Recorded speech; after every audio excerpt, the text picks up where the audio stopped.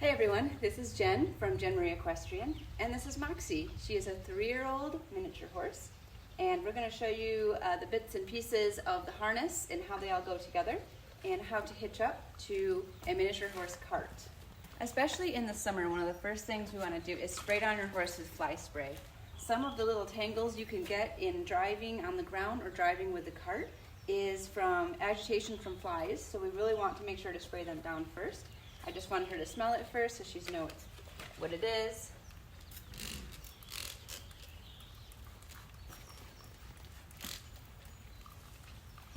Now I'm going to show you the parts of the harness. This harness is made of biothane. I find it's very easy to clean, and I do recommend it for beginners. Leather should be watched and washed after its use because of the sweat. It can also create some mold if you're not cleaning it right afterwards. So I like this kind because you don't have to do so much maintenance, and it is soft and pliable and very easy to use for driving. First thing we put on is the saddle, the back strap, and the breeching. This is going to go around their rear end. This is the crupper for their tail, and this will go on their back. You're going to hold the saddle in the hand that's closest to the head of the horse, and the rest in the other hand.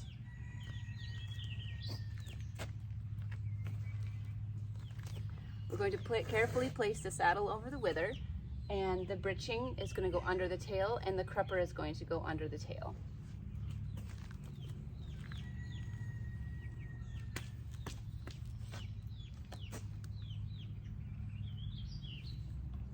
We're going to buckle the crupper in. The crupper, we don't want it super tight. We don't want it super loose, but it's there to hold this. But it's there to hold this from going back and forth or too far forward. I'm going to go around and tighten the cinch here. There's usually 2 straps. This is the shaft holder, and then this is the cinch holder. So we're going to buckle this one in first, and then this second one gets buckled into that second buckle. Size of this one. Also, it slides to the other one like that. So it's going to be an equal balance between the two once these slide between this shaft holder and this shaft holder. But we want this to be snug, not tight, and not loose. The next piece is the breast collar, and it has the hanger that goes over the neck, and then these are the tug straps that are going to attach to the cart or the carriage, and this is what they'll actually pull on to pull that cart forward. Now these I have attached with some quick release snaps. Like that, do it with one hand. And then if you were to need to let this go very quickly and you were to get in a tangle, if you pull on that, it pops right off. So that's very handy instead of having to try to figure out buckles.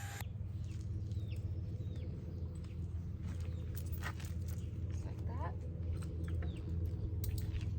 And now I can take these tug straps and I'm going to feed them through behind where the shafts go and looped over her back for now.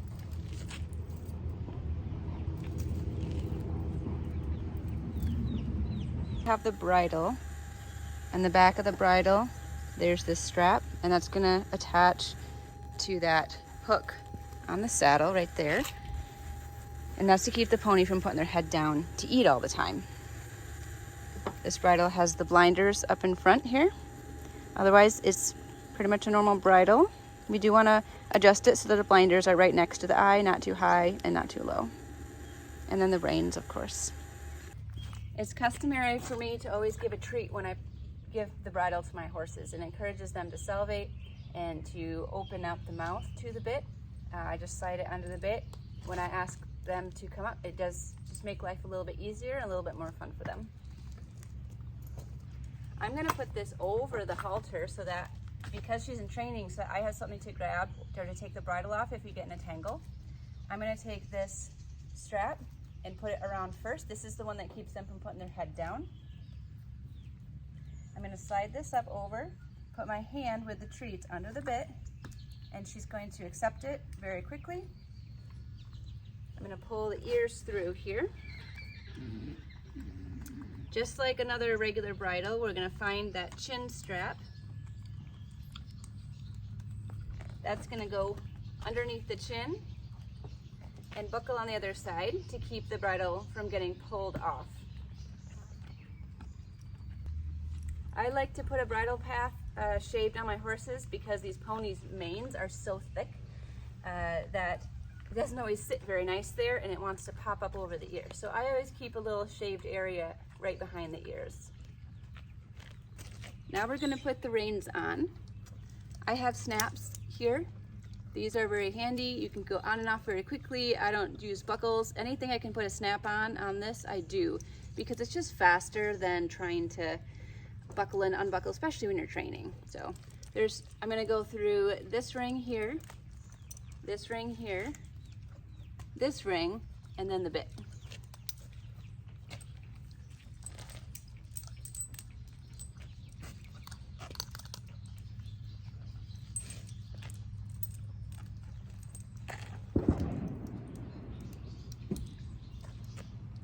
Up a little bit.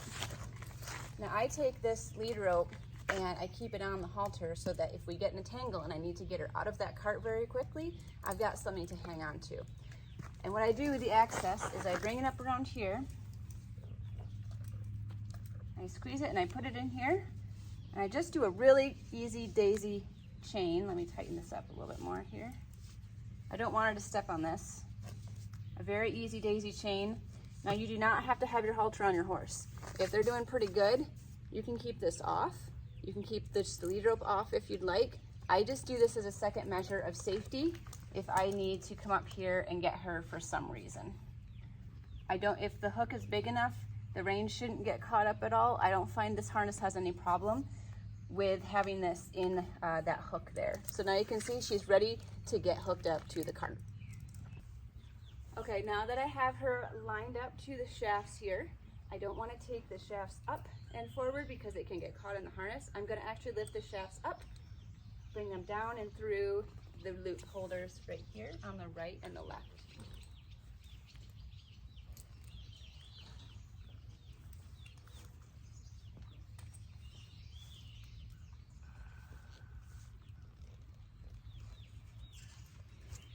This strap here, we want to have high enough to where it is fairly level to slightly higher than horizontal on the Mini.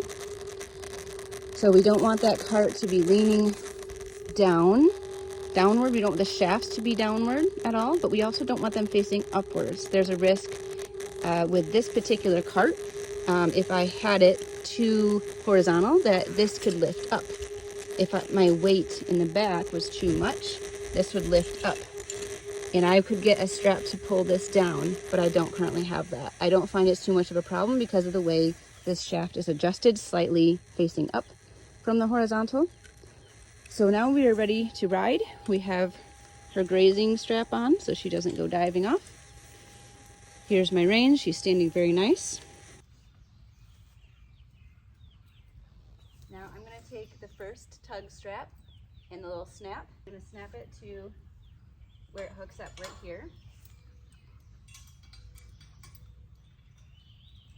Here's the tug strap, and I attached it with the quick release right here. Now you can also put it in those little holes that would also go in this little spot, but to me it's too much work and finagling to do that. I just get the snap in there so that it's quick to get off if I needed.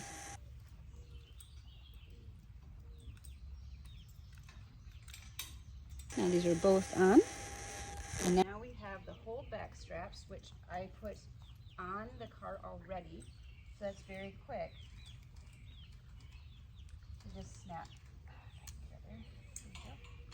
The hold-back strap, you want to have enough pull in it so that when you pull back on it, it releases, and when you pull forward on that, it's going to catch on their haunch. So how to hold the reins here, you're going to hold it like a regular English horse between the third and fourth finger here, and then out the top where you put your thumb on it. And then if you have a whip, the whip will go right in the palm, and you can touch if you need. But you should be able to still flap those reins or the reins a little bit against the haunch. I use that sometimes just for encouragement. I try to rely on my voice only, but if I need a little encouragement, I use this first, and then last resort, I might use the whip. But you got to be careful with that because you don't want to spook them. So that is how to hold the reins. I'm sure there's other ways. I'm not a driving expert. I'm a hobbyist driver, and a trainer. So I train for pleasure. I don't do show training. So if there's somebody out there that would like to correct me on how to hold these, feel free. Love to learn. I'm going to tap a little bit to test her ability to stand still. I'm going to come in. We'll make sure she can stand nice. Once we can stand nice, I will ask her to walk on. Walk on. Walk on. Good girl. There you go. If you have a place to practice that's not the road, do that for a while first. I'm going to teach him to walk whoa, trot, and over. Probably an area like this. Over, which is just a side pass. You might use that in a driveway to change direction. Good girl. So teach him everything from the ground, pulling a tire if needed, before you hitch him up and before you get him on the road. I'm very clear in my driving with my cues. So I talk while I'm driving them. It's not a big deal. But the specific cues that they are trained to are, whoa, good, good job. Good. And then I'm going to use her name, and I'm going to ask her to keep walking. Good job, Maxie. Walk on. Good. My walk on is my cue, and then the clucking is always my cue for them to move their feet somewhere. So I might use that to move over as well, but mostly it's used for forward. Anytime I want them to start thinking about where their feet should be going, I use that cluck cluck sound. All right, a little bit about training on the road. They are going to be spooky about things. Walk on. Good. If I see anything that they might be quite spooky at, walk on. I'm going to get out and I'm going to take that lead rope and just walk her past it. Now, I don't like to tap them with a whip too much. You can wiggle those reins if needed. A little slap. Good. That's okay. But if you need to tap, just be very light with the whip.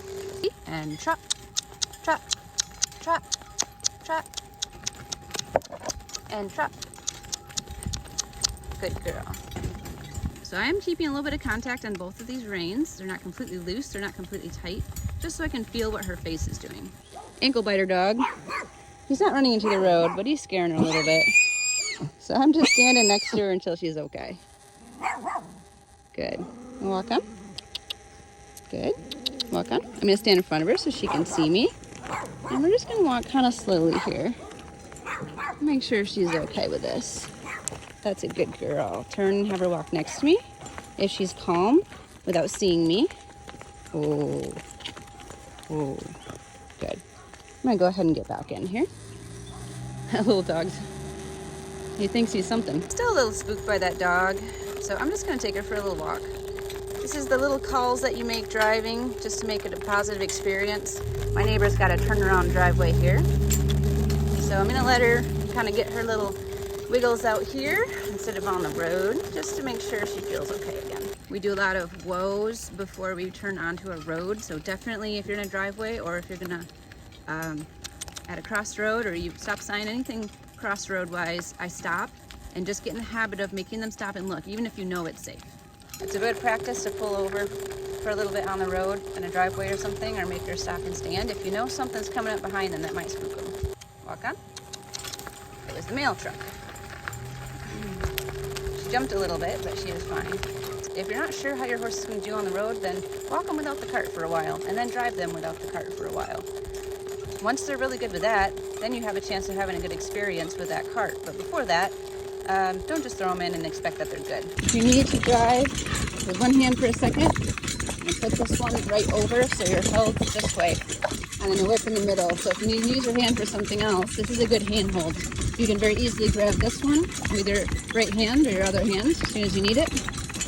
So I just wanted to show you that hand hold you still can give a little bit of leading with the 2 separate reins.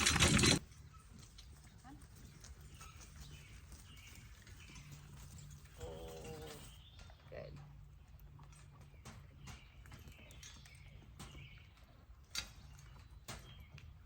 Good job.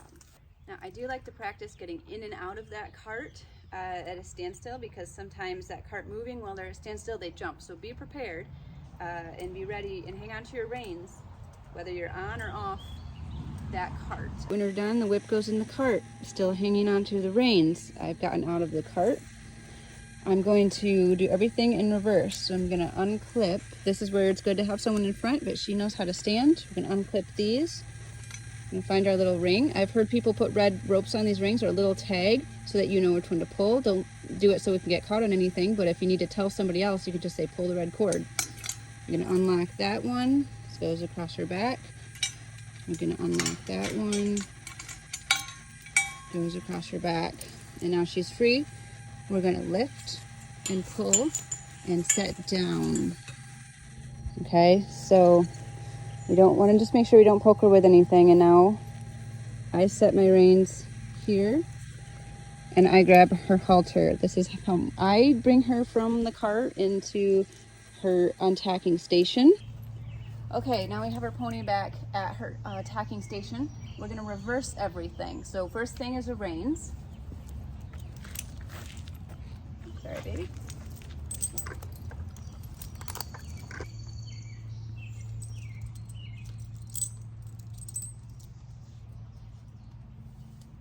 Bridle, so we're going to take that off.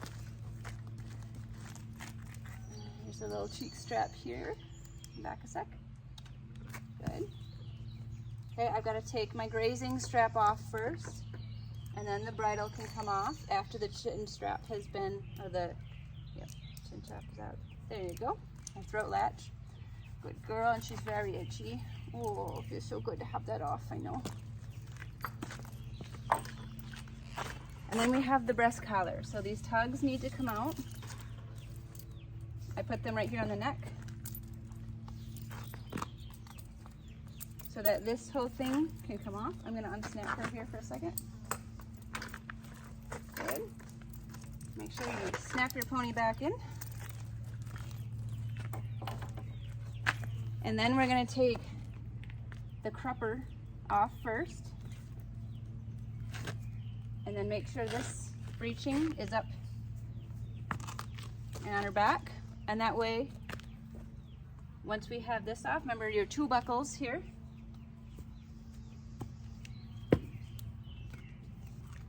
You can just take this and lift it right off.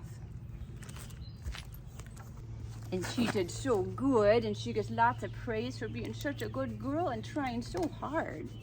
And this stuff takes practice, so I would say if you're training your pony to drive 2 to 3 times a week, be out there doing something with them, even if it's just a little ground driving, but just be practicing as much as you can with this, and don't give up on it. And yeah, it's a wonderful thing to do with your pony. I think it's the best thing for miniature horses. They can pull 2 people per pony about this size, and with 2 of them you can pull 4 if you have the right cart. So they can pull twice as much as their own weight. It's pretty impressive. I hope that helps. Enjoy your driving and have a great day, everybody. Thanks for watching.